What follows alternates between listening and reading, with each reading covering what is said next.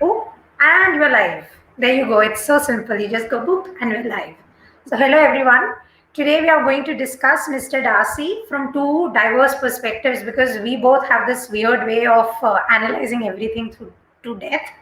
And that's what we wanted to do to Mr. Darcy to kind of understand why this character, in spite of all the evidence, is so universally loved. Like, why do we like to love this guy that is rude, that is arrogant, that represents aristocracy and all the problems with it? Like, they look down on you and they bring up class and all this, and you are like, yes, go get that girl, go get that girl. Why do we react like this?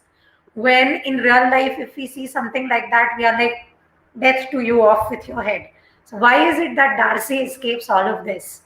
And we are going to discuss the various theories involved with that today. And to do the same, I have with me Mel Cyril, and she is Lady Mel Cyril of Deep Switch. So that joke was too perfect, like I could not use it. So tell me, Mel, how do you perceive Darcy to be, and what is it? Do you like Pride and Prejudice? No? Yes? Oh yeah, it's been one of my favourite books. Okay, fantastic. Yeah. But it's been interesting when we first spoke about doing this and going, Yeah. hang on, what do I think of the character through, the lens of life right now compared to back as an impressionable child and young adult and everything. So I've read the book multiple times and watched the BBC series multiple times, watched the film, all that. Yeah. So it's been very interesting. Fantastic. So now I'm going to just directly ambush you with what I think is the reason why Darcy is so popular. I think it's confirmation bias. Okay, the way. No, Anisha, the live was at 5 p.m. 5, not 6. So I'm glad you made it.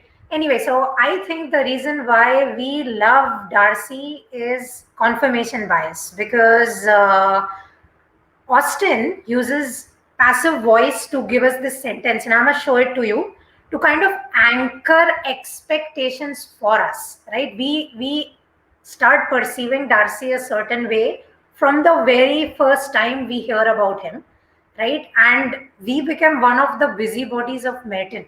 We are like those gossipy aunties who are like, wow, that guy looks so handsome. And then within 5 minutes, you're like, ew, that one's gross. Ignore it. It doesn't matter how much money it is. But you know what? That was one thing that actually struck me this time round. Was I always admired the writing style and everything. This time round, I was like, this is just like a gossip book, basically. It's literally just gossip after gossip after gossip. Yeah. So, like, my opinion on the way it was written and stuff, and that. But I guess that's part of why it pulls you in. People like to talk and know things about people. Yeah. Sorry. Hold on, I'll just share my screen a little bit so that we can show people what I'm trying to say. Can you see my screen? So basically, this is what I mean. This is the first thing we hear about Darcy. Like, Mr. Darcy soon drew the attention of the room by his fine, tall person, handsome features, and noble mien. And the report, which was in general circulation within 5 minutes after his entrance, of his having 10,000 a year. The gentlemen pronounced him to be a fine figure of a man. The ladies declared he was much handsomer than Mr. Bingley, and he was looked at with great admiration for about half the evening. Phil, his manners gave a disgust which tamed the tide of his popularity, For he was discovered to be proud, to be above his company and above being pleased, and not at all his large estate in Derbyshire, could then save him from having a most forbidding, disagreeable countenance and being unworthy to be compared to his friend. In one paragraph, okay, in one paragraph, she literally takes us from, you know, liking the character to hating it. And we don't even give this a chance. He might be shy, he might be an introvert, or your theory. Yeah, but that's the same thing with Lizzie. Literally, she just takes whatever she's told, just like the reader does. Yeah. And just, yeah, there's no actual thinking, no questioning. It's like, oh, this is so.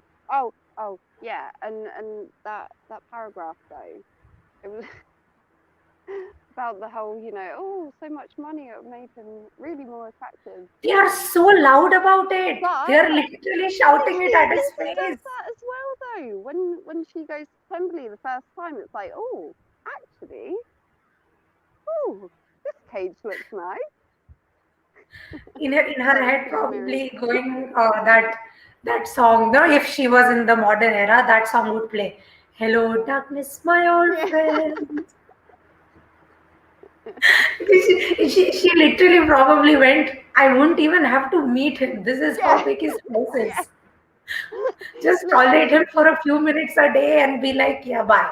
Taking a leaf out of Charlotte's book. Yeah, I know, right? Yeah, so my theory was confirmation bias with groupthink, because we literally become one of the group people. Like we are like, how ill mannered. Like, if you hadn't seen the movie before, I saw the movie before the book, so I knew that that's not what he is. But if I had read the book before I saw the movie, I would have probably, probably been like, why is he making these weird faces? Why is he looking at people differently? Or why is he not talking to anyone or not dancing with anyone in the ball? But then you realize, oh, this is why. He probably is shy, or, bring up your theory, Mel, the one you discussed with me, because I think it has merit. Which one? The neuro one.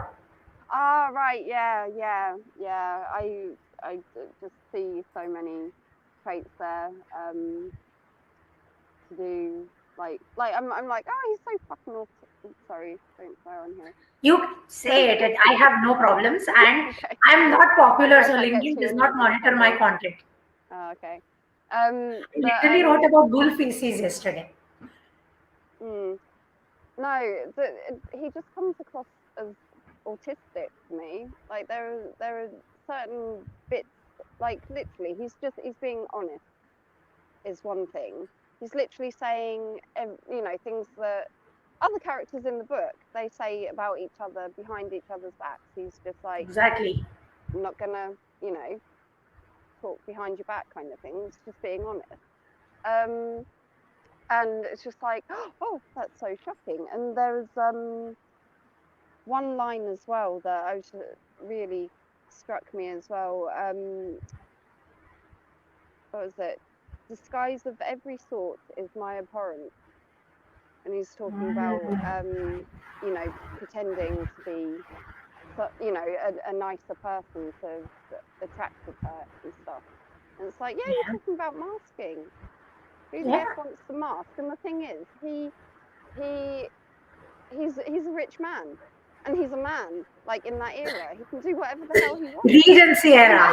Yeah. It was the man's world. Yeah.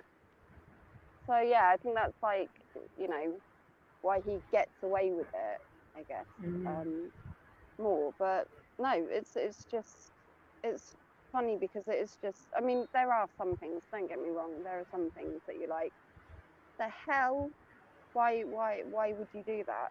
But the underlying thing is that, everybody who actually knows him well, and like he says, why should I ask a stranger here in this room to dance when they all basically look like every other woman that I'm around? And I said to you about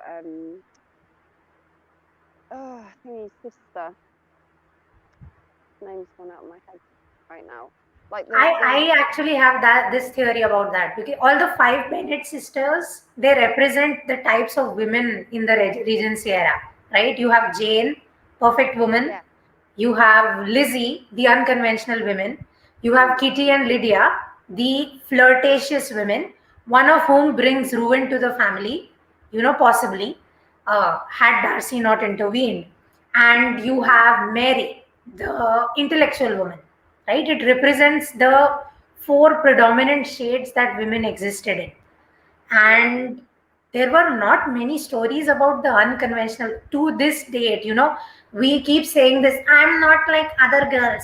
You see this trope in romantic Yeah. fiction. And as the story progresses, they literally are like other girls. That's Yep. every Yeah. single time.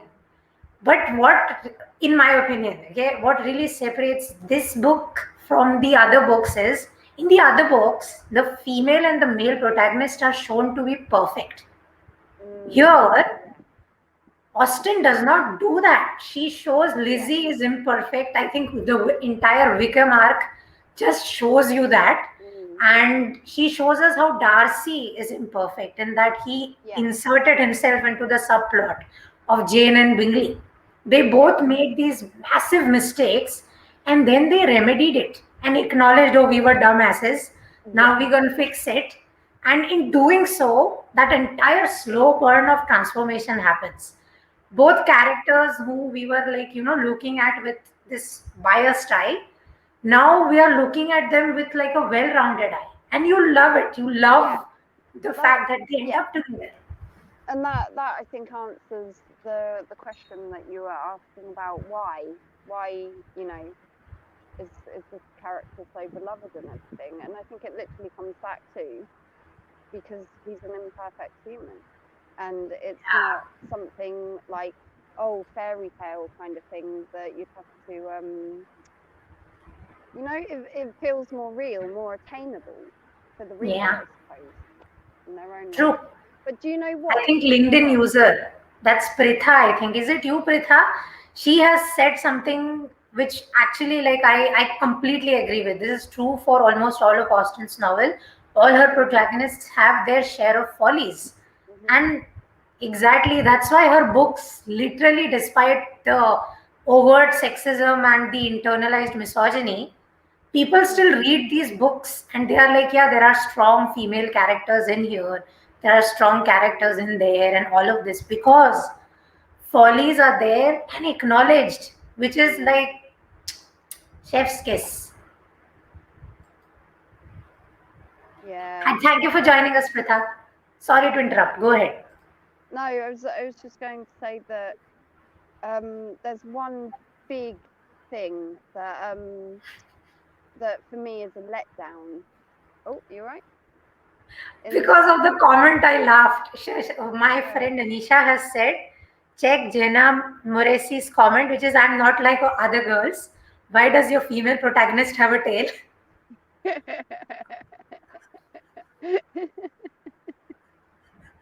I mean, I think that's it. Oh my God, thank you so much for the laugh. Yes. Yeah, no, the one thing that really pees me off in the whole thing is that she taps into something which still very much affects people to this day, um, in that he is portrayed as a savior in the end with Mm, sorting everything out, finances, getting Lydia married off and everything. And it's after that that she's swung enough to accept his proposal. And I'm like, hey, you're letting everybody down here, just like. And I remember, when I read it as a child, it was like, oh wow, oh, isn't that wonderful and everything. And it just added to the story, but now it takes away from it for me yeah. because it's all the it's not about the grand gestures. And literally the love story in the book, that is most feels like a love story, even though it goes on in the background, is Jane and Charles. It's Mm. because they actually, spend time together and get to know each other and everything. But Yeah. with Lizzie and Darcy, it's like, they barely spend time in each other's presence, and are very much distant and Awkward silence don't is bother what to they get. have. Sorry. Whenever they are in the same place together, they have awkward silence and witty banter. There's not Yeah, much of getting to know the other person. It's like exactly. Yeah, they're going book, book, book, book, book, book, back to back, yeah, and there's that, yeah, and this also does not make sense to me, but then it does make a little bit of sense to me, in that when you look at real relationships, this is coming from someone who's like, I think, the only single one in the group of like friends from where I live, right? yeah, And it is that when you hear the love story is very simple. They saw each other in class, and then they went out to eat somewhere, and 2 years later they are getting married, and I'm like, "Hmm, what?" yeah, So it's, I think this is where, how cynical a person is comes into play. We are cynical. We're like, why do you pay for my meal? I can pay for my own meal. hmm, Whereas, some people love that. They love the fact that someone put their interests over their own. So yeah, it's to each their own, really, to each their own. But yeah. this But I talked me think so the much. whole love, the whole interpretation of love throughout the book and throughout that era was Hmm. just completely off anyway. As we discussed about, that it was women's basically their only option, pretty much, unless they somehow inherited Yeah. some money. They had to rely on getting married to be looked after or be a burden to their family. And So as awful as this sounds, this trend continues to this date as well, a little bit, because yeah, yeah, in some on ways, property papers, you have to put the name of a man, your father's name or your spouse's name, or on some medical card. Like if you want to say, for instance, donate your egg, or donate is the wrong word, freeze your egg. You have to put the name of a male. Why would I put the name of a flipping male while freezing my own eggs? You know, but this is it. The social structure has internalized certain practices oh, that weeding absolutely, them out is going to take some time.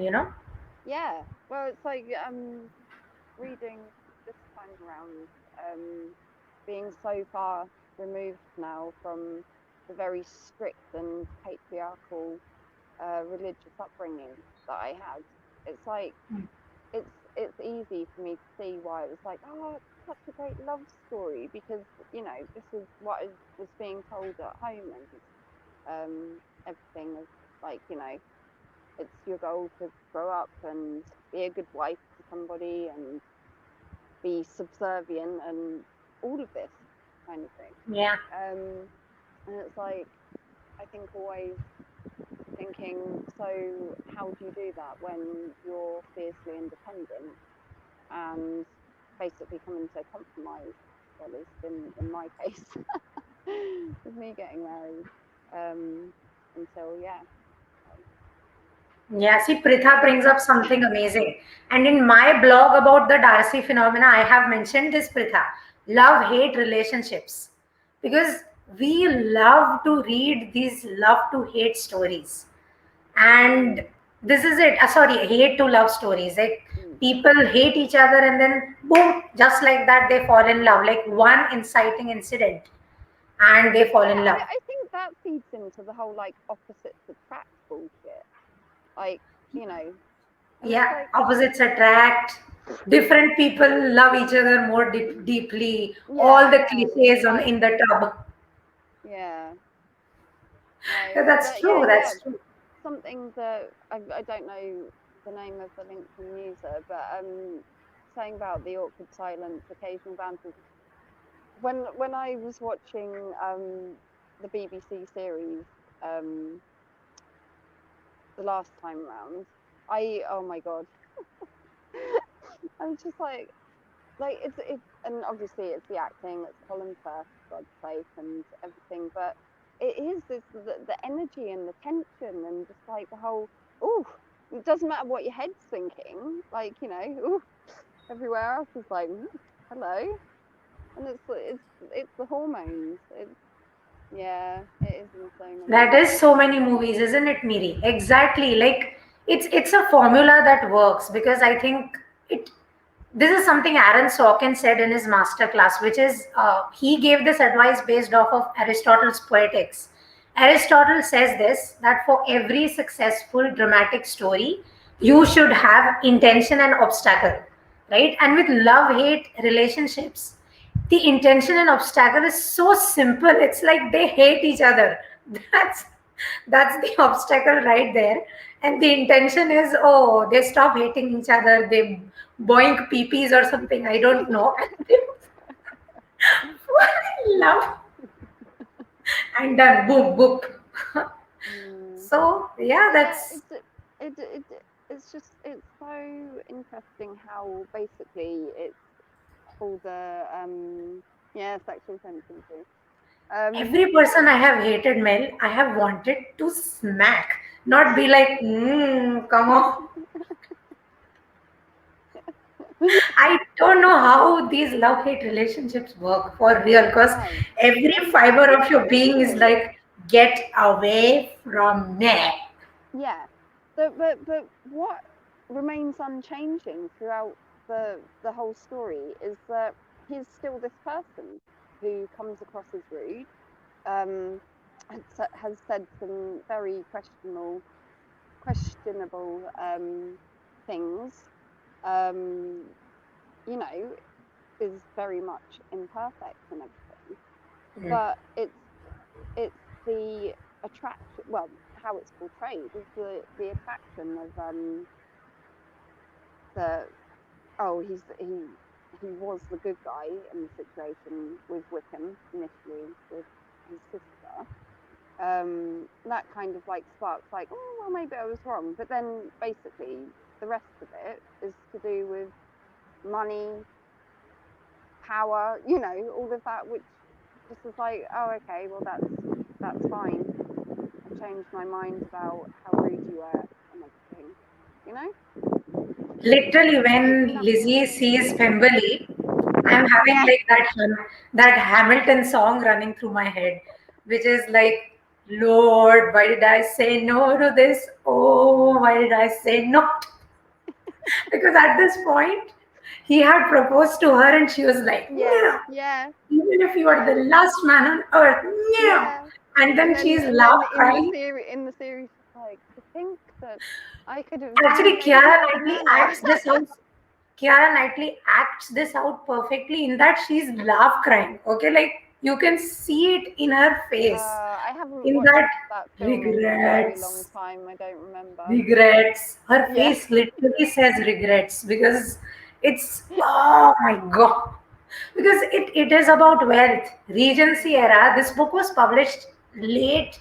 No, sorry, not late. 1811 to 1830, and my blog is going to have a detailed analysis of this. mm, Okay, Darcy, according to everyone in that stupid room, confirmed by Wickham, is making £10,000 a year. Now yeah, that he's making at least, meaning it is adjusted according to arrears. There are many people who have probably not paid rent in a while. And the servants at Pemberley are letting you know that he's a benevolent master, meaning he has forgiven a lot of people for being late on rent.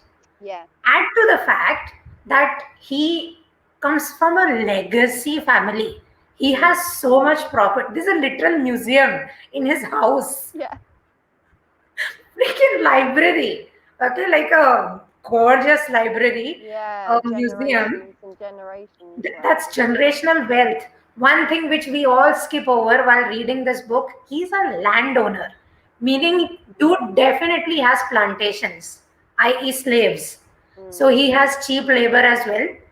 And again, early half of the 18th century of the Regency era, when inflation was getting really, really high, rich dudes were getting richer, right? This is what caused the class issue. So he was matlab making so much money. At least 16,000 pounds is what I calculated based on some documents and stuff that I found. All of this will be linked to a blog which I have not been able to complete before I went live, but I will share the blog tomorrow in my posts. So look forward to that. So he's making 16,000 pounds a year plus investments, because this is when industrial revolution has started. So this dude is safely a double digit millionaire by today's standards per year. Yeah. So if Jeff Bezos knocked at your door with his megalomania and plastic surgery and everything, and he's like, I love you, you rude, fluffy looking woman, what would you say? Marry me, please, Jeff Bezos. I don't care. I want your billions.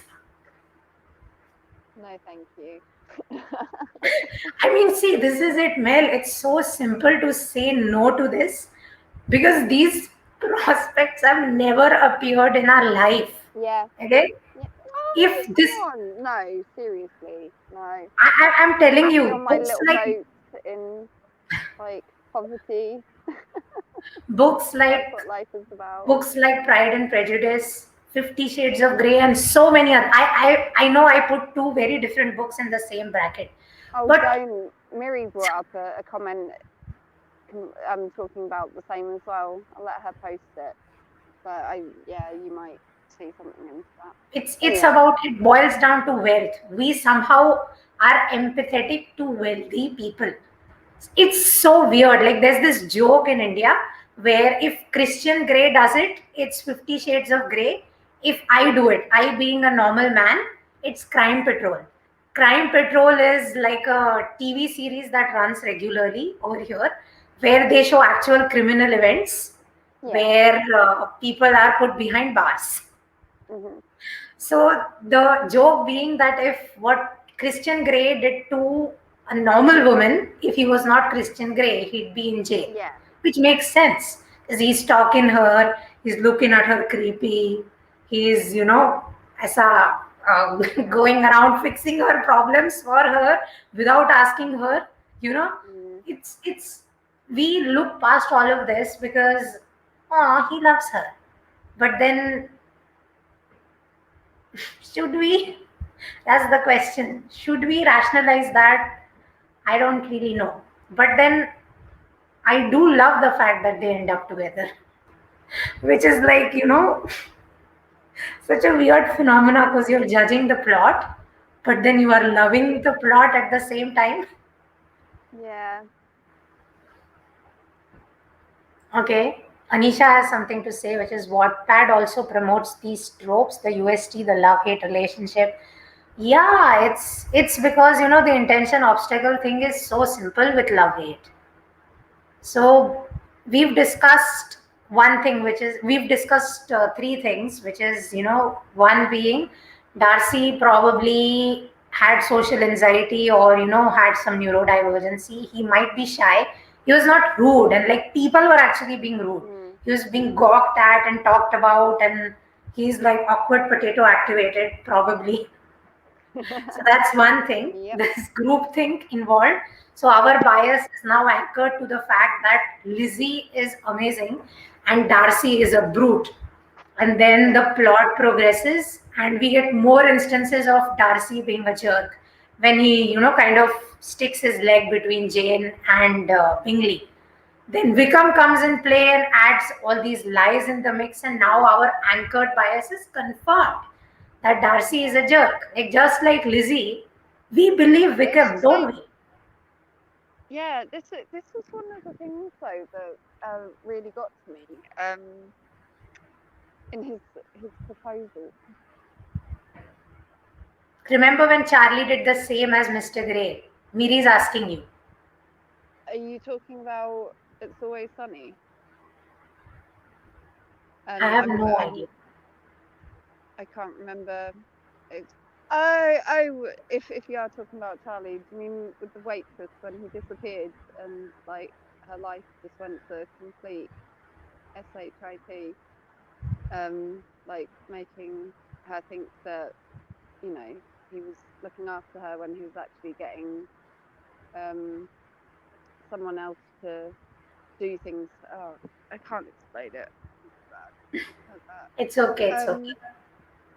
Anyway, while we wait for her to catch up or the comments to catch up, yeah, in his proposal to her, he's like, you know, I'm going against my better judgment and alleviate my suffering and become my wife. And it's like, Yeah, it was. but literally, but also, what got me was that it's like, okay, you've decided that the family is not good enough for your friends, but you're begrudgingly going to lower yourself to Mm. marry her. And it's like, Mm.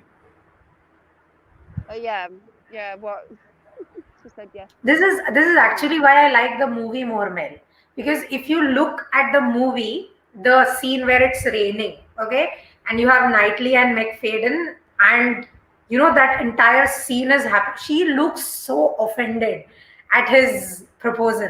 Whereas in the BBC series, she has no expression. I'm like, dude, he is literally shitting on your family. He is Yeah, literally shitting on you, and you are like, even if you're the last man. So that scene, and when Darcy walks to her in like a disheveled appearance in the end, these two scenes are why I prefer the movie more than the BBC one. Not the actors and the acting, but like two scenes yeah, that work for me better, because it helped me understand the character, like see the transformation. Because ultimately, I think the reason why we love Darcy, in spite of all the evidence, is transformation. He transforms from brute to such a fluffy little bay. yeah. And the oh god, Colin Firth's puppy dog eyes. Oh my god, I don't know what it is. Men like this are both. Yeah, exactly, because he literally creates the problem, in kind of triggering Lizzie in the first place, the inciting incident when she finds out that, oh, he is the reason why Bingley has started ignoring Jane. And Mm. then he fixes it. Like, dude, you could Oh have no. not. Oh, the Dennis system being used as far back as 1811 or whatever it was. Miri will get what I'm on about. It's another always and sunny. and then women get accused of being great gossips, right? I'm like, do you know how deep guy talk goes? The kind of smack that men talk about women behind their back is equivalent to what women do to men behind theirs. Gossip is pretty universal in that regard. Yep. You can't put a gender on it, No, absolutely not. because every time we hear the prospect of a gossip, we go, we go.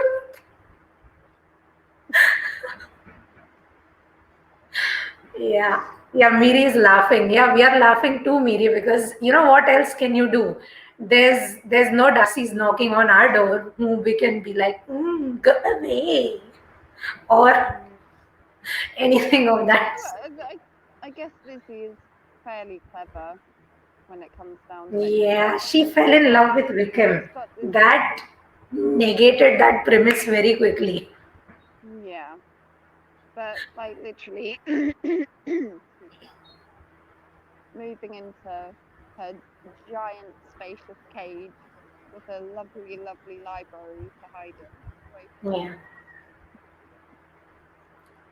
I mean, this is what we were planning to do with one book, right? We were planning to dissect all the great love stories. And Mhm. one thing that is very, very common in great love stories is the protagonists are dead by the end of the book, so to speak. All the legendary ones, Romeo, Juliet, Heer Ranja, etc., etc. Globally.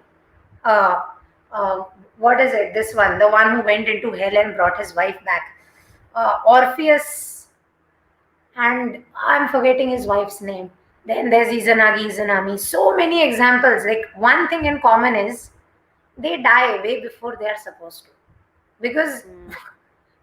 Yeah, Love and is do you know what? gonna That blind you that a little bit. that that is literally what makes those.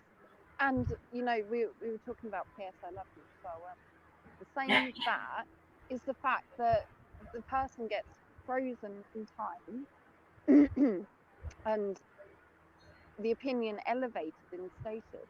Like it doesn't actually play out as in real life. It's just like this massive thing. And yeah, I'm not explaining it well, but No, I think you it's are right. the perception. It's the perception. It just amplifies what would have just been a normal love story that probably ended in tears and ruin and everything along the way. But yeah, it's just amplified by death. And the rest never happened, so in our minds, like, the rest would have been magnificent. Yeah. Confirmation bias, I'm telling you, it is such a strong manipulation tool. And writers have been guilty of abusing the shit out of confirmation bias for centuries. And it works because it is so brilliant, it is so invasive. You don't even realize that it is, kind of anchoring your opinion to some very like suspect ideologies, so to speak. Right? So I think the one thing that really, really is amazing about Austen is she creates this scape of characters, like Charlotte Lucas, someone we both actually like, because she's Yeah. honestly spitting out She is. facts, going Oh, yeah. exactly. She's She's like, fantastic. She's literally like, if I'm going to lay out the terms for my cage. mhm, And when Lizzie yeah, visits, and she's explaining, and like, oh yes, and he goes out a lot, of which I do encourage. yeah. Yeah, just like literally making it work for her. She knows her lot in life, and that she can't change the fact that she's gonna have She's to be like going on a man. practicality, then And a she's like, available yep, love. choose a stupid one. I can just manipulate and just, yeah, That's actually. keep I'll it in tell you check. something. I don't know whether I've told you this, but this was an advice given to me by someone older in my family, because like I'm Mm. 27 or 28. I don't know. Depends on what platform I enter my age, my birth date in.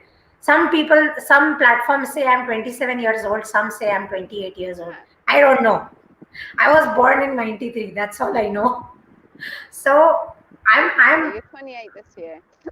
rapidly approaching that age where Yeah, Asian women become useless, so to speak, yeah. if they are not married. You get You know, disfigured. according to some to a section of society that still believes in convention and all that. Mm. So families like get married, otherwise nobody will admit you or agree with you. And I'm like, oh, why is that Why do I important? need to?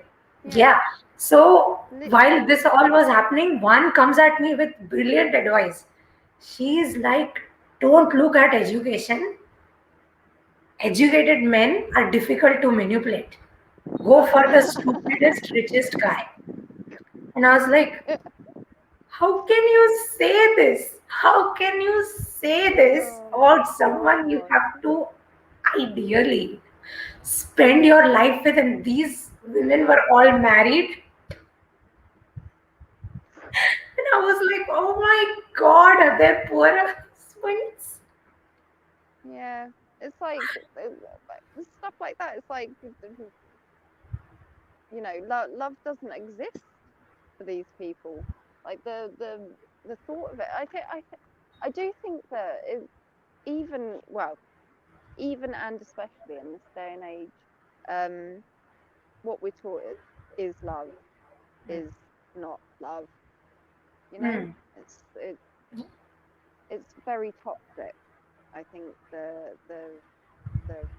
ideals and things that we're told about it and what it should look like. You know, Yeah. it's like it's in most people. I think it's conditional. and Mm. has expectations and attachments to outcomes and stuff. And it's like, no, how can you live that way? No, it's How just can you live not. that way? I Yeah. know, right? But Yeah, I, so I guess, see, thank F here is that where we we go in to this each day and their own. age don't have to go and get married or get married again. Yeah, yeah, we are. No, I was going to say we are lucky, but no, we were very, very unlucky back then. It should always be the way that you don't have to rely on somebody else. yeah. So bringing it back to Pride and Prejudice, I think my point of transformation is that why we love Darcy, why we love Lizzie is they both see things about each other, and in a way, they both make each other better because they are both equally prideful and prejudiced, aren't they? Mm-hmm. Because Yep, Lizzie is, I think, absolutely. quicker to judge than Darcy. Mm-hmm.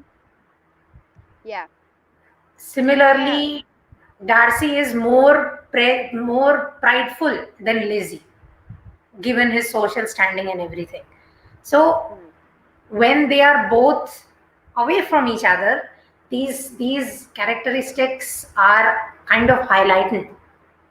They are highlighted very predominantly. But somehow when they come together, in the sense when they are working together, especially when the whole Wickham and Lydia thing happens, and uh, she has just seen Pemberley, and she has had that, whatever chance I had with Darcy is now fucked because my sister has brought eternal ruin on my family. yeah, So this is what she's thinking, and then she finds out it was actually Darcy who went and kind of fixed everything without being told to, without yeah, expecting any credit for yeah. it or Because whatever. she thought that she was never going to see him again. Yeah, she thought she was never Yeah, going to see him again, and not only does she see him again, he is the one who actually, like, saves her family's reputation, something that he was so critical about when he asks her to marry her the yeah. first time. So I think this is what was the transform moment of transformation for Darcy's character for me, because okay, have you seen Frozen 2 yet? No. I can't do spoilers then. But Christoph, look out for what Christoph does with Anna. Okay, in the movie, we'll discuss this later on. But Mm-hmm. basically, like Christoph is trying to propose to Anna throughout the full film, Mm-hmm. and he fails because comedic timing and everything. This is Yeah, not a spoiler. This is implied in the trailer and everything. yeah, This is exactly what I see happen in Pride and Prejudice as well. Like when the moment came, the the protagonist put aside everything and just went to help the person with the intention, what do you need me to do? And he did it, right? yeah, He was not required to. She was not required to. Like when Georgiana is being uh, talked to about Wickham by Miss Bingley, mm, Lizzie just goes to protect her. This is when she was critical of Darcy, right? yeah, But she just goes to protect his sister. She was not required to, but she does it yeah, because yep, she just, what do you need from me? That line. yep, Without any expectations, they just do it. yep, I think them together, that transformation that they both have together, I think that is what works for Darcy a lot in making him an mm-hmm. enduring character Yeah, because of yeah. how freaking And slow. the grandness of the gesture as well. Yeah, yeah. And the fact that he's handsome, he's rich, he is Mm, socially superior. The implications of all of this and the practicality of this falling in love with this guy, I think mm, it makes sense in every way possible, right? Doesn't it? Because with Lizzie marrying Darcy and with Jane marrying Bingley and with Lydia already shipped off to Wickham, uh, the other two sisters now have better prospects because the other mm, three have ended up with somebody of some repute. yeah, yeah. And the elder two of very good Yeah, standing. Yeah. isn't you? So it makes sense. I mean, I can see the, to quote another book of Austen, I can see the sense and sensibility Mm, of this choice. Oh, that was so yeah. bad. That was so bad. But I was like, I couldn't not do it. Yeah. No. So bad it's good. Oh my God, Miri. Um. We do secretly love grand gestures because on my last birthday, Mel's gift arrived in my house and I lost my shit because nobody gives me gifts in my real life. People just assume I have money and she only gives gifts. She's good for gift giving. She's not good for sending gifts to. And then Mel sends me her gifts and I'm like, somebody sent me a gift after so long. And then even Oh, did Sudeshna that sent make you love something. me? I exactly, and then Sudeshna also sent me something, and I'm like, for the first time in so many years, Yeah. two people have given me a birthday gift, and you guys did that birthday Zoom for me at night. I was Mm. like, I'm not as unlovable Did as you I miss? thought. We do love grand gestures. I think we do because Yeah. I think everyday humans are treated like we Oh, this taps into something that me and Miri were talking about go actually. for it. To do with grand gestures.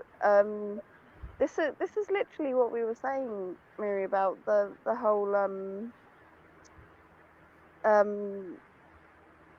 the emotions behind it, the emotions that we want invoked. You know, what emotions promote well-being in us, Mm, and what we tend to do in life is to think, oh, I've got to do the next big thing or mm, receive the next big thing so that I right. can feel that way. When actually, when you think about the feelings and emotions in general, Mm, they can be obtained in any manner of situations. And yeah. like it's finding like I'm still referring to the book here, like not relying on these grand gestures and the savior complex and everything, um and all the money to have a comfortable life and stuff. That's where the rose tinted glasses come on, I think, where it's like lust being lust I um agree. distracting us and making us think, oh, that it's love, you know? Mm. And it's It's like about control, I think, and mostly. it's not about the big moments in a relationship. It's about finding the joy and the satisfaction and comfort and Mm. love and everything in the everyday moments. Yeah, yeah, that's But true. yeah, that's probably for another life with Miri. You moved, Anisha. You moved. I have sent the thing to your old address. I don't think the postal system is broken. I think it's going to come back to me. Yours did I come never back to me. received mine. Yours has come back to me. No, The stuff made it to Kent, so but it sad. didn't come to you. I'm I like, know. so I annoying. know. But I'm like, no point now. Now we wait for the proper things to open up because Mm. it's literally getting lost. I have had one mail. Literally, I live in street number 5. My friend lives in street number 33. She was like, I want a letter. Can you send me one? I was like, sure. I sent her a letter in May 2020. Yeah. She is just a few meters away from me. Yeah. Literally. She still hasn't got it. Oh my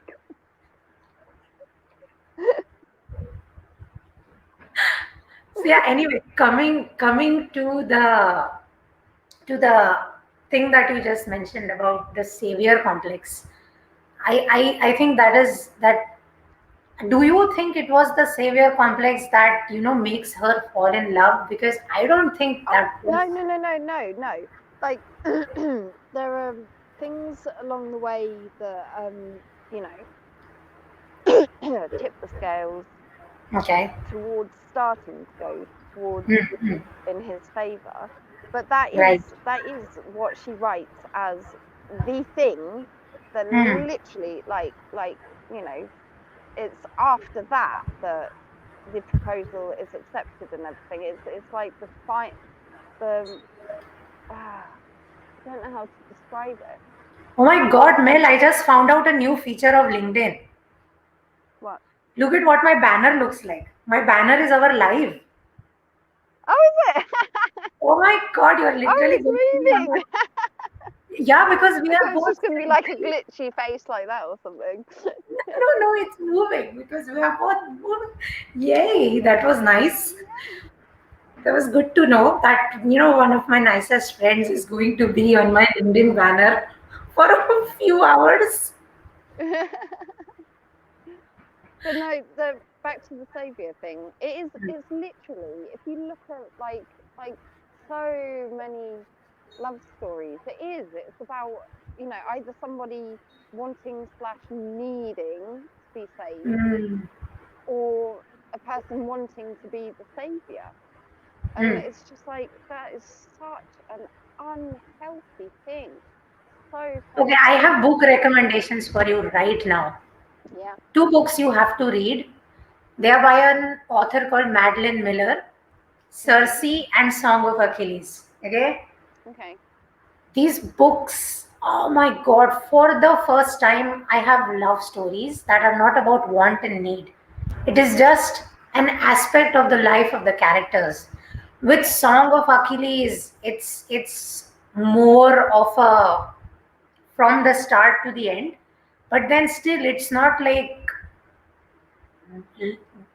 needing something is what defines the two characters and their journey together. Mm. It's that book is so devastating. Like Song of Achilles tears you to shreds. Okay, with the way that the story is told, and it's actually the perfect book to read during Pride Month.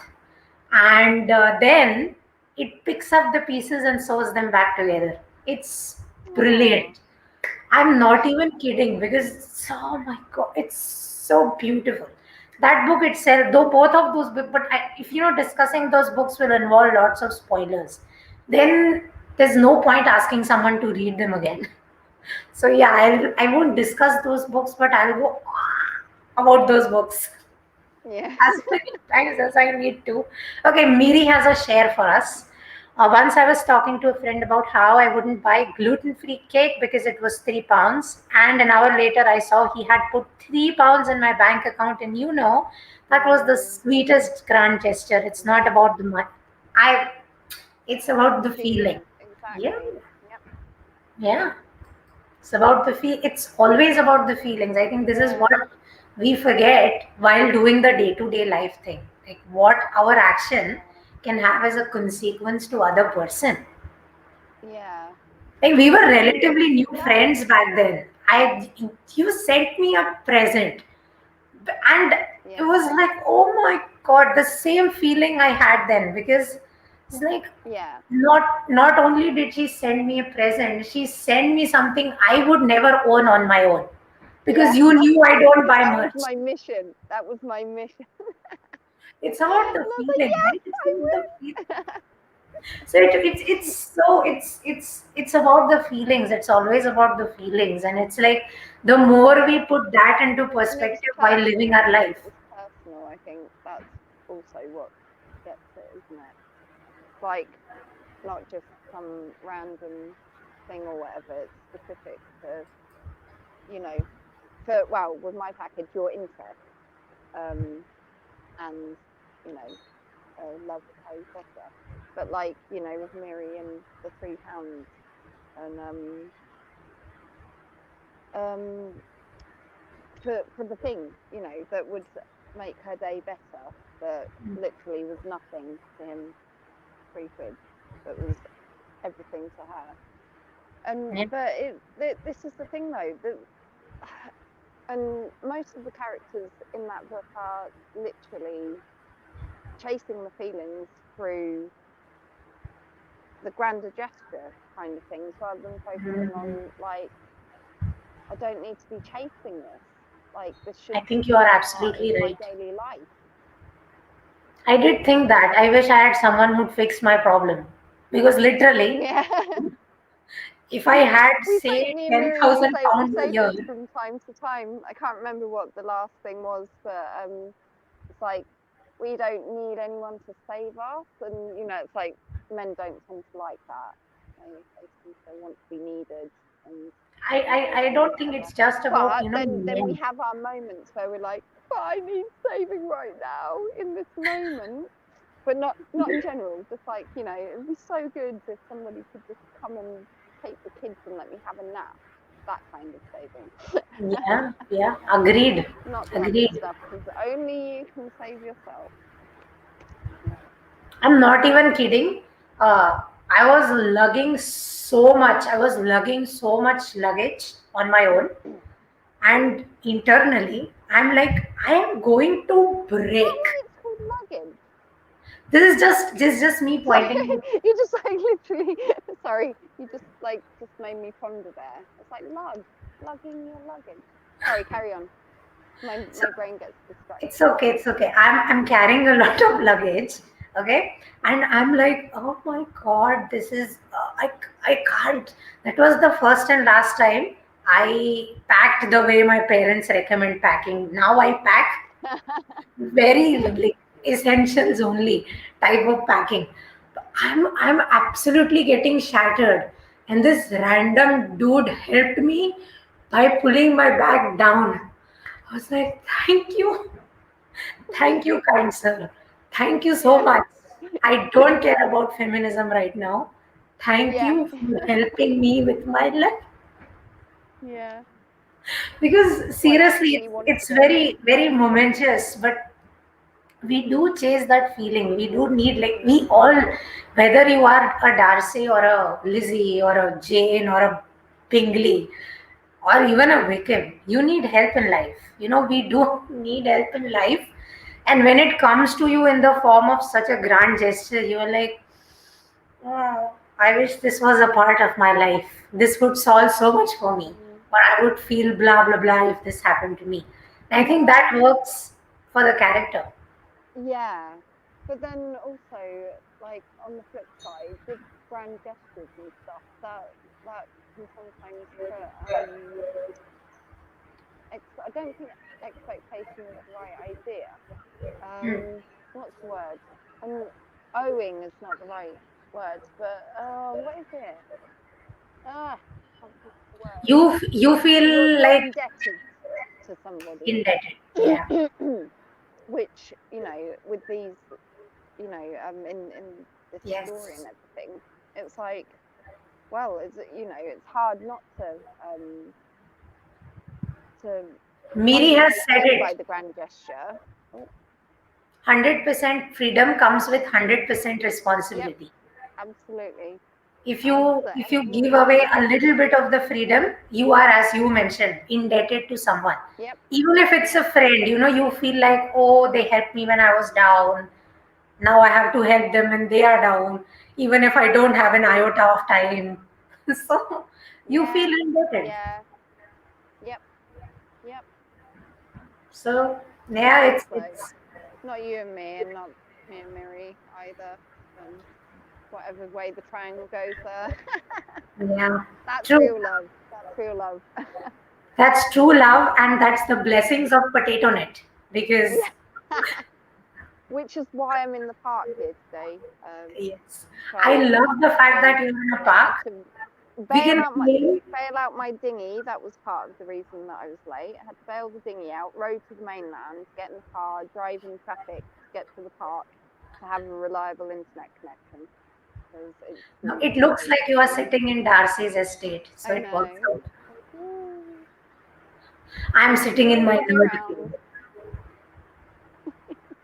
This entire wall, back in the day, used to be books, like lots and lots of books. Because I also had Elizabeth Bennet dreams, which is own a lovely library, and Mm, then I had to clean that thing, and there were so many tears because mm. pick all the books, put them in the sun, brush them, then spray them with bug spray, then arrange them back. And you're like, yeah, this kind of stuff only happens Maintaining this kind of stuff only happens if you are Darcy level rich and you can Yeah. ask someone to take care of things Yeah. for you. If you have to do things on your own, it's like, yeah, Kindle, this is it. This is my library. Yep. Oh, my light went out Oh yeah. and my light came back. Let's change the color. Yes. Because that yellow light makes my pupils. Oh, it went out again. Well, don't complain about my lighting. People message me about my lighting. I'm like, Do how they? can you get the sun inside? I can't. Because if I open my windows, lizards and snakes and everything also come inside along with the sun. Snake. And I can't. Sorry.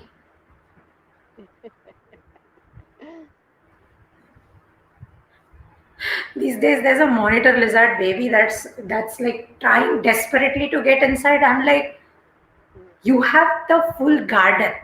You can live everywhere. But you want to live in my house. Why? Yeah. So yeah. Anyway, coming to the Bennets again, sorry, coming to Darcy again, we Mm. have discussed the transformation, we have discussed his perception, we have discussed his wealth, okay?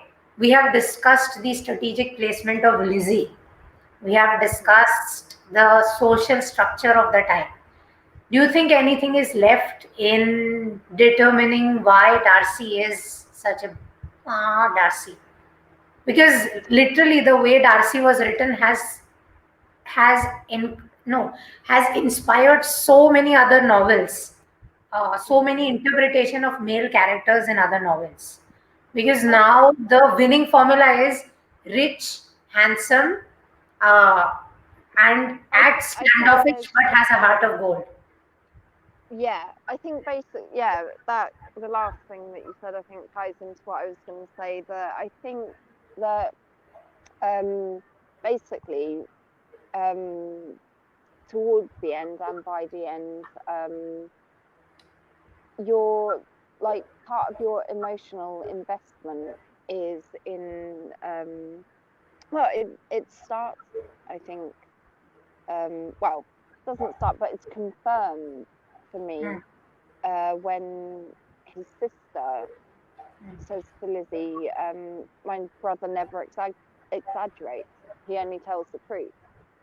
right. um and obviously you've seen truth in stuff before, Hmm, but that really kind of taps back into what I was saying. I think it's just right. honest, but the emotional investment in it, in him, Hmm, comes from like I think that um, we want people to be truthful to us, and yeah. especially if it's people we love and are going to be living with for the rest of your life or whatever. You want them to be truthful, even if we aren't truthful ourselves or whatever and everything. It's like that's an important thing. Hmm, Being um, transparent. That's the thing. Transparency, right. because with love and relationships, and so many there's game playing and manipulation and everything. Like we've touched on before, Hmm, what you were saying about in real life and the relationships in this book, sorry. Um so that I kind of purifies his character a bit, I think. Like that she knows that he would never lie to her, and what she sees is exactly what she's going to get. yeah. I think that's it. What she sees is what she's going to get. That is the Mm. best part. And given the era she's in, The good which is and the bad. No surprises, that's why. because people show something and are something else, like say Mr. Collins, right? I'm pretty sure he was the one who betrayed Lizzie to Lady Catherine de Bourgh, Mm, mm-hmm. right?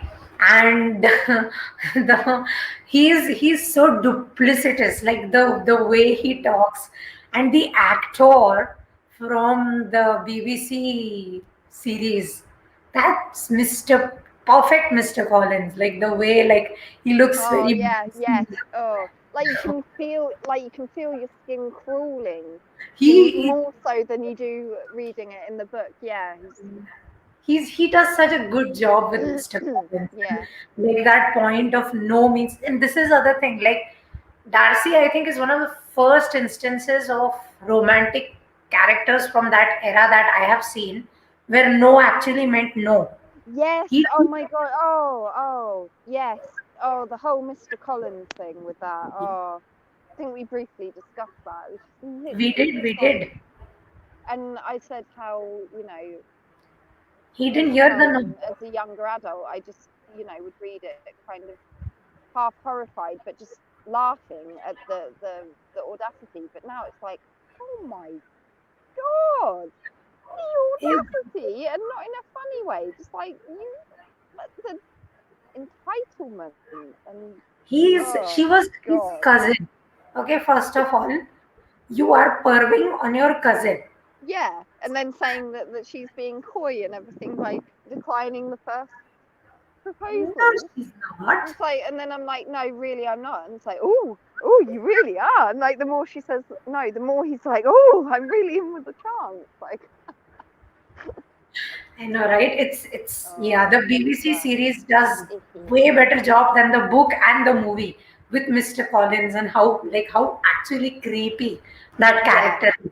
yeah, But then I think that character represents a lot of the men from that era, because just mm. like women, even for men, matrimony was one of the primary ways during the Regency era in which men rose in Well, society, yeah, because dower, yeah. I all mean, women it's came with a explained yearly in the dower. book, isn't it? It's Yeah. explained in the book that, like, he's like, oh, my status is elevated, and of course the next natural thing to do is to find myself a wife. And he does the savior thing as well, doesn't he? And I will save your family by kindly marrying one of your Yeah, look, who's I'm going to gonna do save you us. guys a favor, not the fact that he's going to literally steal their entire house. Yeah, and And take his on father this husband. legitimately fought with Mr. Bingley. Sorry, not Mr. Bennet. His father and Mr. Bennet had some Mm, issues stemming from his yeah, father also being a, you know, yeah, problematic person, yeah, right? And he's like, I'm going to kindly save your family from ruin, which I am going to cause by yeah. inheriting your house when your father dies. He even brings that up. Who does that? I know. Who goes to someone's house And and it's like, says, considering he's been given this income by Lady Catherine, yeah, and has this job, and has he has a has rectory there. living and everything, he doesn't being need it. He's just being greedy. He's being Literally, greedy. the gentlemanly thing to do would have been, it will go to, well, I think it was more complicated than that, Okay, but so this I think gentleman the thing, thing this of is the time. seriously such a thing. Like right now, let's see the current social fabric, and who would be the gentlemen of the world? Your prince Mm. and princess. In the 21st century, we have people who want us to call them Your Majesty. Yeah, How is that gentlemanly behavior? You yeah. are Well, literally talking I to the think that's leader of a why we democratic both country. say the word sarcastically when we're talking about it. Yeah. Like seriously, like these people, they talk to leaders of democratic country, and there Yeah. are like memos sent of how you have to behave with them, how you Mm. have to stand, how you have to sit, How how you you have to address them. say, and I'm like, get fucked, you know, yeah. 21st century. So this is how bad it is right now. Go to 18th century when these people were in full power, like they could do whatever and they'd get away with it. This is Yeah. where this book is placed in. Mm. The fact that Lizzie was like, no, historically unheard of, because Yeah, no and twice actual what? rejected two proposals. from two. Collins. Several proposals from one man and one. Yeah, exactly. Collins was quite a few, and then Darcy, right? Yeah. And it was like, oh my God, this is unheard of. And I think that also plays, this is where Austen's brilliance to me, from the very first line, that line, the wealth line, the one we love, the one that aged like milk.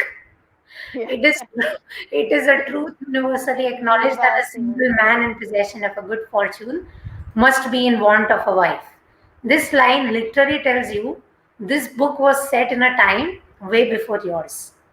So, from the very beginning, a lot of the, how do I say, problematic messaging that comes through, given when the book was written, we skip over that, because I was when I was analyzing Darcy's wealth, this is when it struck me, oh no, Darcy definitely had slaves. Yeah. And I was like, oh, that that meme Like, song played in my head. yeah. Oh Yeah. no, oh no, oh no. Because oh my God, like he is seen as this paragon of whatever, and then you're like, yeah, but slave owner, and then you're like, Yeah, highly problematic.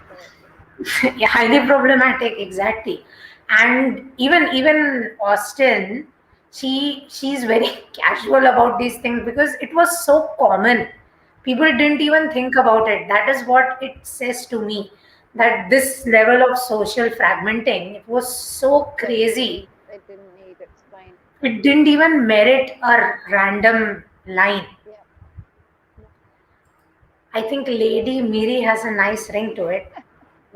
Yeah, it Before I does. came on, Miri, I was saying that I was gonna put my name as Lady Mel Cyril, and then I realised I'm not a lady. I would rather not be a lady. Like you have to No, sit a certain way. Like there's what they say, Sussex cross and this slant, and I'm like, oh, let the women sit however they want. These poor women, they have to put weights on their skirt because there are pervies who are trying to take photos of their skirt. Yeah. This is the reality of the 21st century, present day. So just imagine what the likes of, and I think these parallels, when I sat and thought about it, Lizzie walking, I did tell you this, Lizzie walking all the way, Petticoat. yeah, and the dirty Yeah. petticoat and the Guts sweaty about. sheen of exercise. That's Yeah. how Darcy describes it to himself, right? Yeah. The healthy glow Yeah, of but exercise. he liked it. He liked it. That's what I'm trying to say. Like It to was a him, this thingy. was. It was like, oh, this animal, basically. And he's like, oh, actually. Ooh, actually, Doing yeah, something this is stirry new. here. I can This see is her new. ankles. This is authentic. This is this is this is a real woman, you know. She's not like other girls. That comes in.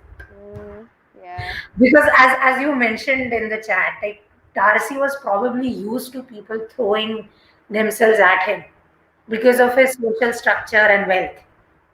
Yeah. And here's this chick that didn't even bother dressing up, has mud all over herself, is sweaty. And Sweaty. the first thing she asks Darcy is, where's my sister? Take me to my sister. Yeah. Not, oh, you nice looking, handsome man, how are you? She's like, Yeah. sister, take me to my sister. And Darcy has that connection with Georgiana.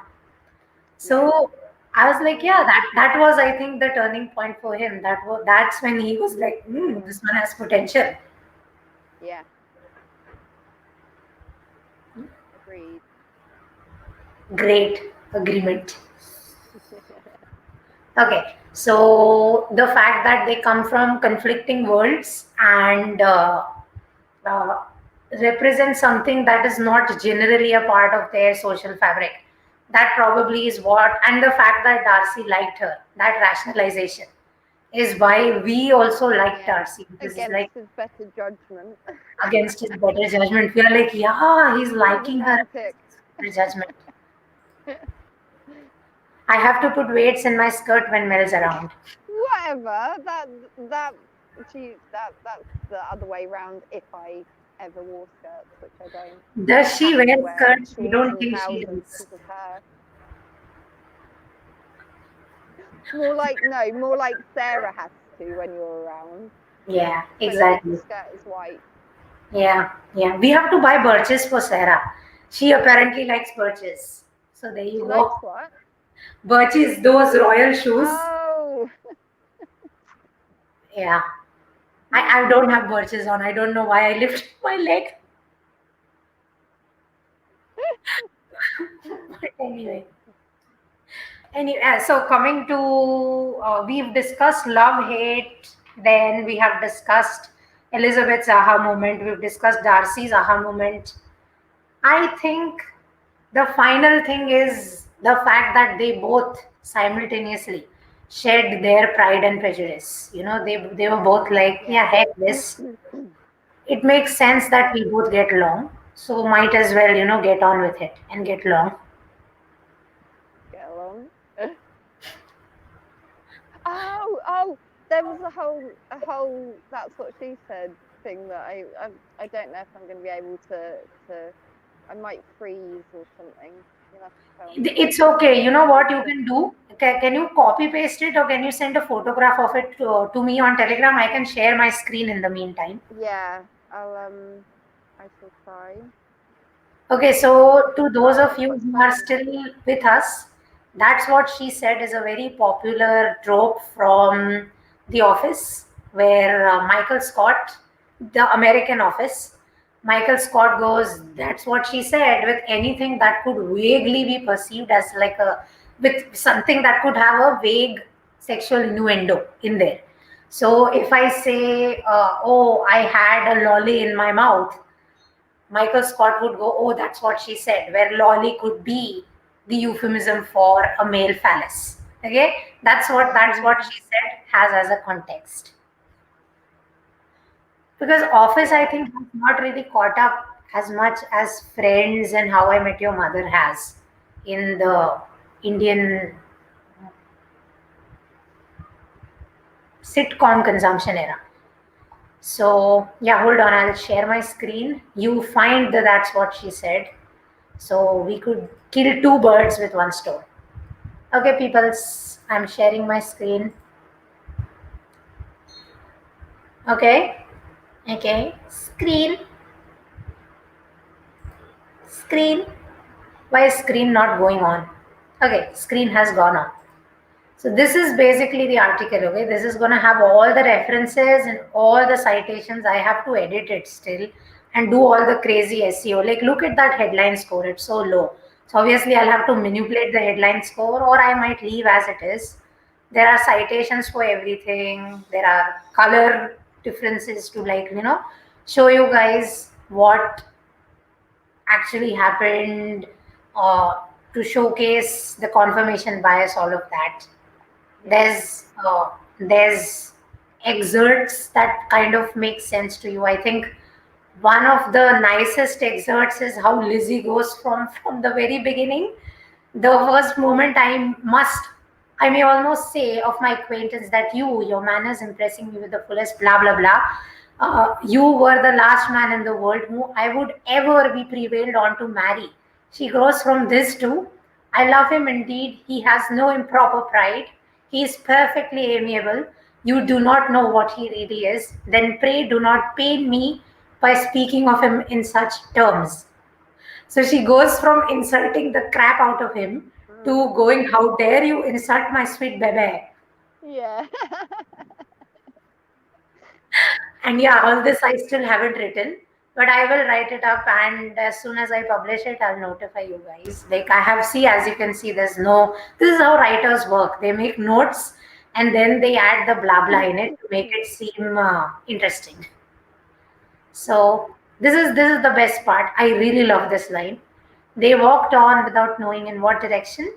There was too much to be thought and felt and said for attention to any other objects. And I'm like, oh, that's so cute. Did you find that that's what she said? Yeah, I've already sent it to you on Telegram. Okay, okay, hold on. Mm,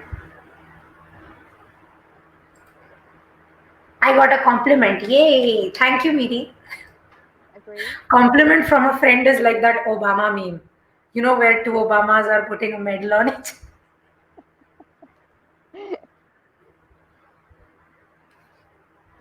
Okay, so I'm gonna read it out, okay? The happiness anticipated by Catherine and Lydia depended less on any single event or any particular person, for though they each, like Elizabeth, meant to dance half the evening with Mr. Wickham, he was by no means the only partner who could satisfy them, and a ball was, at any rate, a ball. Okay, yeah, so I'm gonna. It's the last line that. A ball was, at any rate, a ball. This is gonna be the banner for the rest of the live, however long we keep it on. And that's a classic. That's what she said. Oh, I know. That's what she Yes. said, and all the way back then. You know, it's sometimes when I read some of these older books where, English was rudimentary in that it had very predominant French and Greek roots, and it had not adapted the way that it has right now, where words like nice actually meant precise. Some sentences just baffle the heck out of me because you're like, what is this trying to say? Because in my head, nice means good, and in the book, nice means precise, and you're like, huh?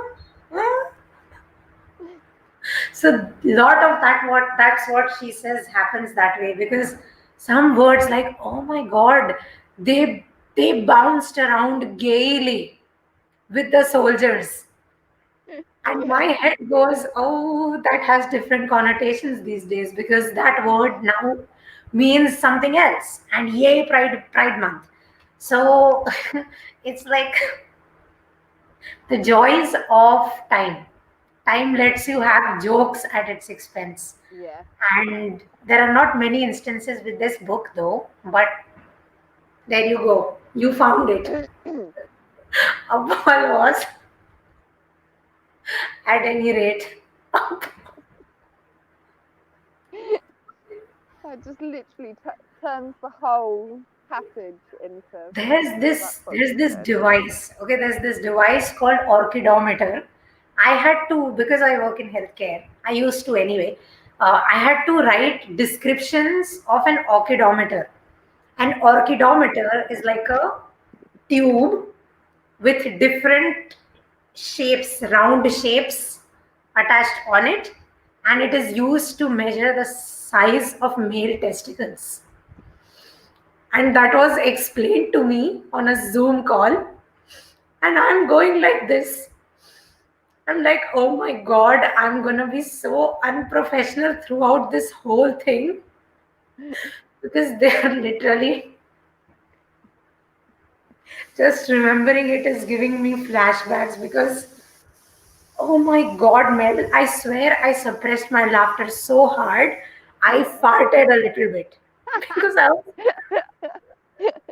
was going like this, like, do not laugh, do not. I'm so tense. I've tensed up, and like my part is like, yeah, I need some escape, and it was like, "Tweet." You're laughing out of your ass, quite literally. I was literally laughing out of my ass because if I laughed out of my face, the medical professional in front of me would obviously be like, she laughs at testicles. How immature is that? I'm like, you are literally holding like a lot of, and it was pink. That's, oh my god, I can't believe I forgot to tell you about this. But yeah, more you know. Now it's for everyone to know. So I think, did we miss anything out with Darcy? Anyone in the comments? Do you guys have anything else to add to Darcy? If we have anyone with us still, besides Miri, Anisha, and Pritha. Awkward silence. which is Darcy and Lizzie sitting in a room, falling in love, Yeah. happily. Which one of you Love think could be it. the best Being Darcy? able to sit in silence and not have to. Oh, Yeah, that's like literally that's one of the things that we say, isn't it? When we're on Zoom together yeah. and like there's long silence and I'm like, oh sorry for the silence, and you're always like, yeah, but it's fine, it's not awkward, just a natural pause. Oh, I'm so glad you are. Anisha is Yeah, so am actually I. somebody who has been helping me with improving the metrics of my blog because I was like, I refuse to sell out with all this keyword stuffing and all this garbage where, everything is listicles. And I'm like, that's not why I own my platform.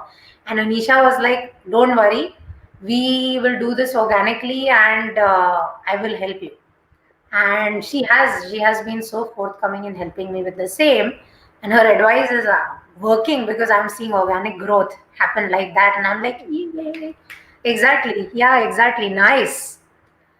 So thank you so much, Anisha. And sounds of silence, I think this is one thing I really appreciate about Pride and Prejudice, and maybe this is a controversial opinion. I think actual love is about appreciating silence because you cannot continuously keep charming someone for the rest of your life. If your relationship is based on charm, like, say, for instance, you have a charming countenance. Yeah, charm is deception, really, when you think about it. Yeah.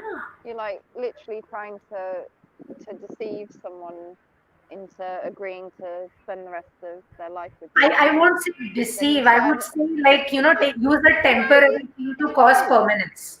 not necessarily like consciously, like Okay. with Yeah, yeah. intention, but it is because it's It like, is, it oh, is. on your best behavior, Yeah. try and do what you have to do to, attract them or whatever, that is an effort or whatever, and then once you've got them, oh, this is the real me that you've signed your life away to. Yeah, no, Yeah, actually, I think love doesn't that's have what I intention. appreciate. The fact that they had silence as the theme for romance, because I think that's what real relationships ultimately become. You can't keep yapping every day, morning to night, or whenever you have free time. It becomes annoying very quickly. Like someone is not letting you think, not giving you your space. You can't sit in silence for more than 2 seconds without it becoming, you don't love me anymore, you know? Mm, yeah, So I think the fact love that me. the fact that this was highlighted as the predominant reason they fell in love, which is they could they could kind of interpret each other's silences. There was like this Mm, accidental mm. chemistry which was going on, Whereas, completely whereas unintentional. that's like the complete opposite of what her dad and her mum have. Oh my Her dad god. having to run off to his study, his own place of solace. And he Yeah. teases her so much. God, the way Do Mr. Bennett roasts Mrs. Bennett. you know? I know, but do you know what? He is actually one of my favourite characters in the book. I think he's so funny, Okay. except for he's obviously a crap parent, and He literally but slides but all his but other that children. yeah, but see that's the love story that I don't actually get in that. It's like what made him be with her and marry her and everything. I know it's obviously from the author's perspective, it's like not necessarily as much thought goes into that. It's the comedy, isn't it?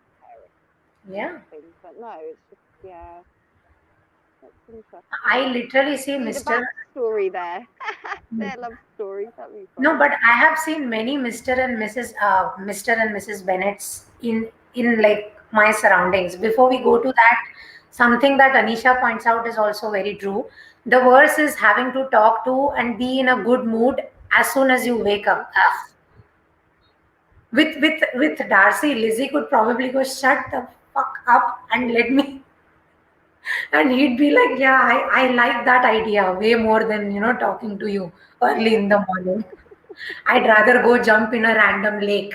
And that's Oh, exactly what he'll do.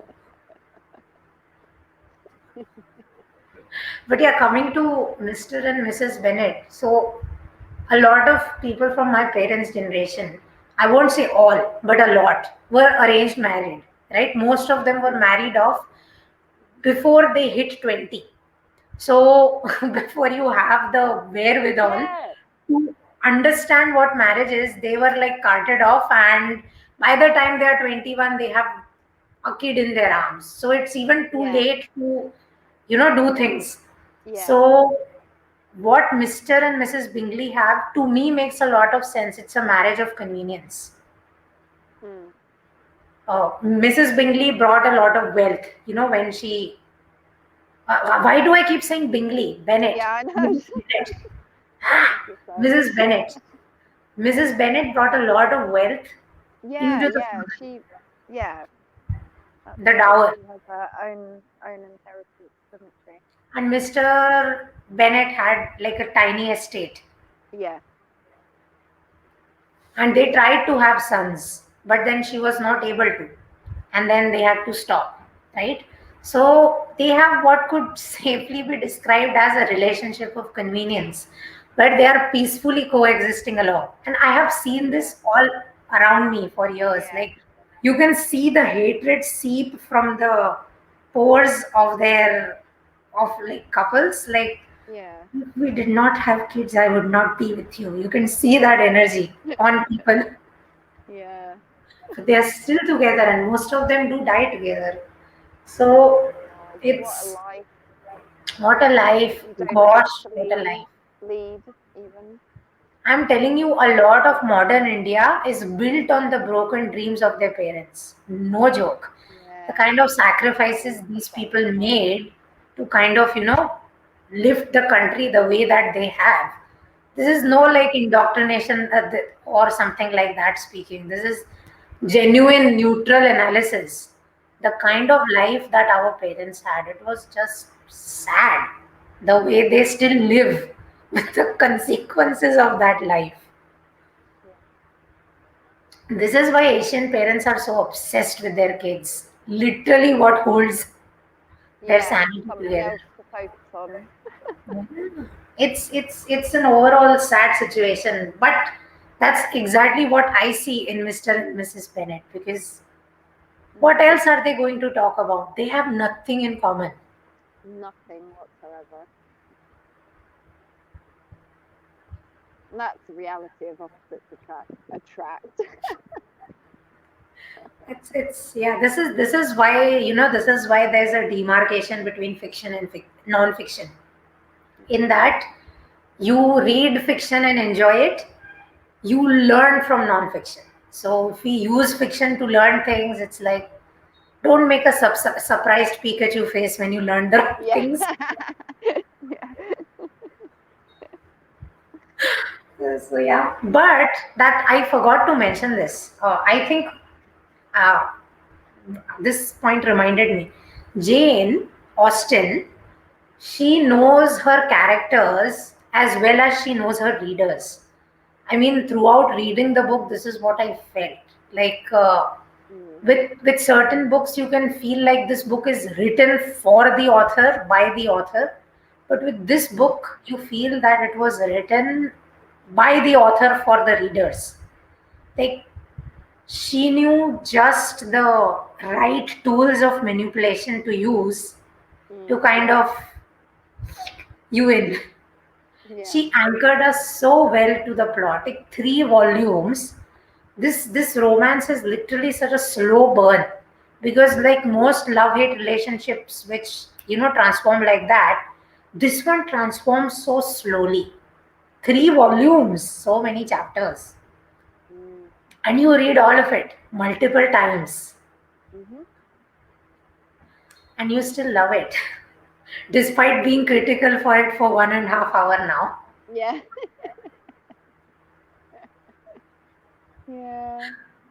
No, So but I think it's that good though. speaks for your It's nice skills. to sort of dissect psychology behind it, and recognize, yes, trickery is befalling me, and I'm human. I'm human. Yeah. My emotions get tapped into, but then being like, oh, actually, this is why. Yeah, it's fun. Fun. True that. So, do you think we left anything out? Because I'm guessing your phone has gotten very hot now. My phone is on 10% battery now, so Fantastic. Great estimate on my very part. bad. I'm proud of knowing your phone. Yeah. Yeah. So, do you think we missed anything out, or do we exit this at the 1:30 mark? Yeah. Yeah. Yeah. Okay. Fantastic. Anyone in the comments wants to add something? Now you have 1 minute to go, and put it whatever it is you want to say. The comment sections will anyway be open. The comment sections on the blog will also be open. I'd like to thank Mel Cyril for coming today. Thank you so much, Mel, for being amazing. If you guys aren't connected and following her already, do so. She's going to share some amazing things about her writing journey in the coming few days. Okay. I'm going to Right, kick you in the ass if you don't. Okay. Hashtag accountability.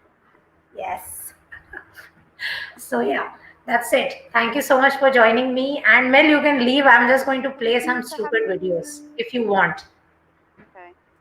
Yeah, I'm going to play the thank you video. That's what I'm going to play. Bye. Thank you for joining us.